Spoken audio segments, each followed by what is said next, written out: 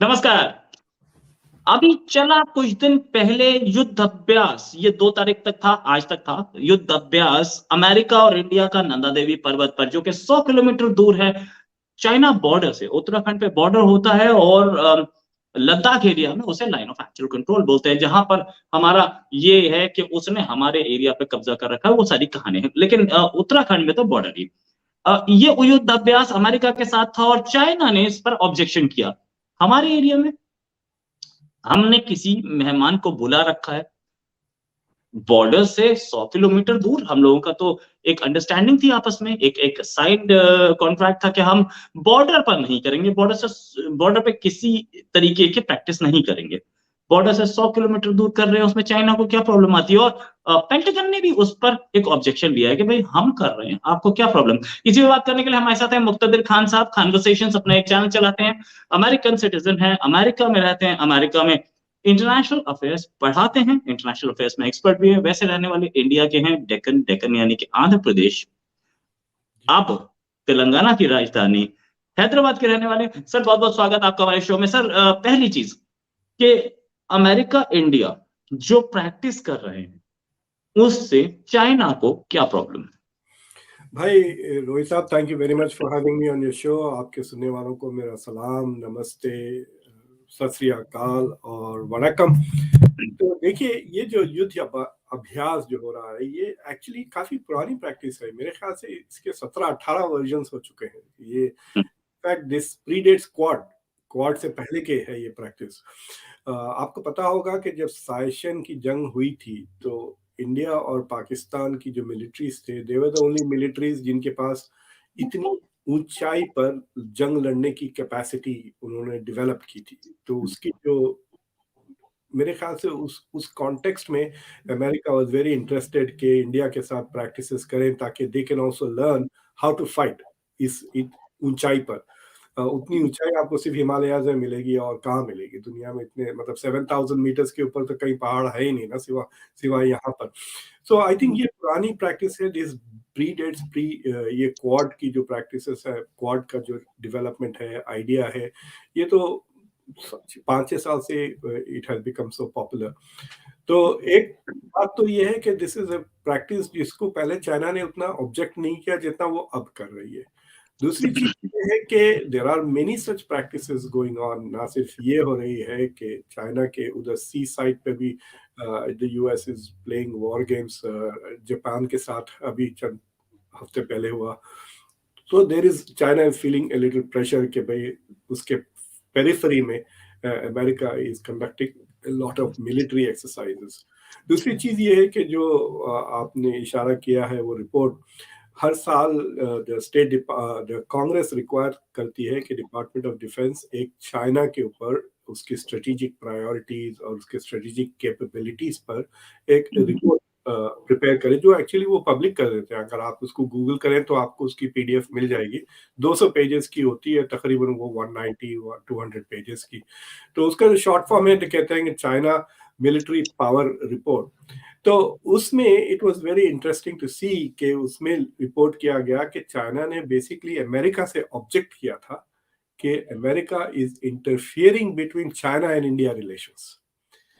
तो जो इशारा था इनिशियली इट वाज के ये जो क्वाड का जो इनिशिएटिव है, that is distorting India China relations. और उसको लेकर उसमें काफी तफसील से उन्होंने डिस्कस किया कि इंडिया चाइना का जो बॉर्डर डिस्प्यूट है, तो वो कह रहे हैं कि चाइना को कंपार्टमेंटलाइज करना चाह रहा है। यानी वो कह रहा है कि बॉर्डर का जो डिस्प्यूट है, it is not that serious to affect our other bilateral ties. तो वो चाह रहा है कि वो इकोनॉमिक टाइज, डिप्लोमेटिक टाइज, जो दूसरे इश्यूज पे इंडिया और चाइना जहां कोऑपरेट कर रहे हैं, दे शुड कंटिन्यू कोऑपरेटिंग और यहाँ पे कुश्ती लड़ते रहे बॉर्डर पर। सो इट इज और इंडिया ने उसको टोटल इंटीग्रेट कर दिया कि India is refusing to actually have major relations with China जब तक कि ये बॉर्डर इश्यू को रिसॉल्व ना करे। फॉरेन मिनिस्टर जयशंकर ने एक नहीं 2 बार एटलीस्ट कह चुका है कि जब तक ये इश्यू रिजॉल्व नहीं हुआ, we can not move ahead with China on several other issues. तो मुझे लगता है कि चाइना ने कोशिश भी की कि अमेरिका पे प्रेशर डाले कि why are you distorting this relationship. लेकिन वो रिपोर्ट में एक इंटरेस्टिंग चीज रोहित साहब मैं नोटिस किया कि the department of defence continuously Quad को एज ए स्ट्रेटेजिक अलायंस की तरह रिप्रेजेंट किया है। तो जो यूएस डिपार्टमेंट ऑफ डिफेंस है, it sees the Quad as a strategic alliance, as a partnership, तो उसके बारे में वैसे ही सोच रहा है जैसा वो नेटो के बारे में सोचता है। Whereas Indian government does not see it that way. Indian government कहता है ये strategy dialogue है, which has other implications other than defense. मतलब we are talking about maritime trade वगैरह दूसरी चीजों के लिए भी। तो वो जो mismatch है between the US perception of the Quad and the Indian perception of the Quad and the Chinese perception, तो यहाँ पे आपके पास तीन मुख्तलिफ perception आ गए। China clearly sees Quad as an attempt to ensure कि इंडिया और चाइना के बीच में कोई ताल्लुकात गहरे ना हो। That is how China sees it.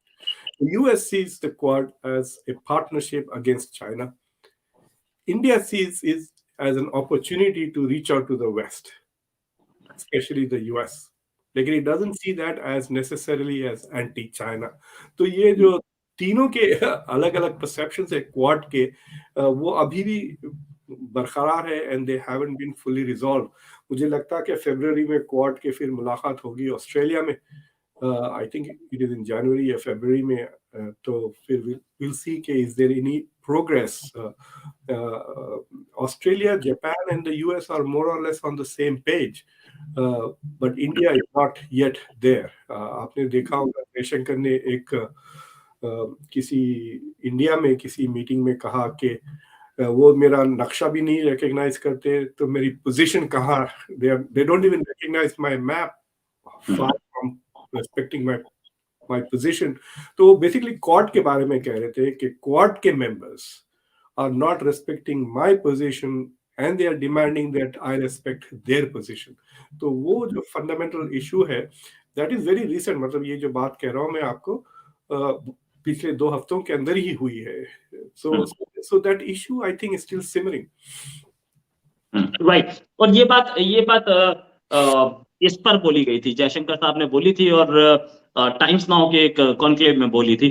अगर जयशंकर साहब ऐसी बात बोल रहे हैं कि वो हमारा मैप भी रिकॉग्नाइज नहीं करते, रेस्पेक्ट नहीं करते, और मैं उनको पूरा सार उस पर दूं, क्या आपको लगता है कि कहीं ना कहीं फ्रिक्शन है क्वाड में, और सिर्फ एक एंटी चाइना फोरम होने की वजह से इसका एग्जिस्टेंस है, एल्स ये तो फिर सुनामी की वार्निंग्स के लिए वापस जा सकता है?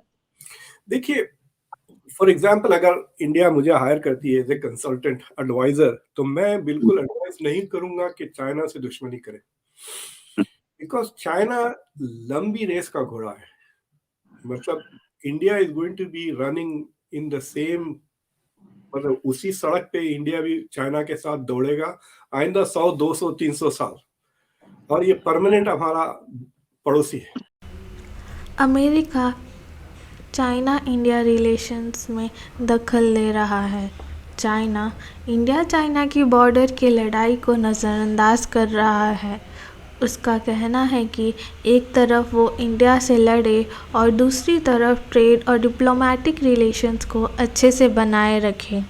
इस पर इंडिया ने साफ इनकार कर दिया है।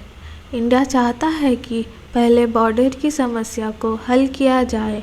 एक तरफ चाइना इंडिया से कुश्ती लड़े और दूसरी तरफ जो इकोनॉमिक और डिप्लोमेटिक मामलों में कोऑपरेट करे। क्या ये सही है?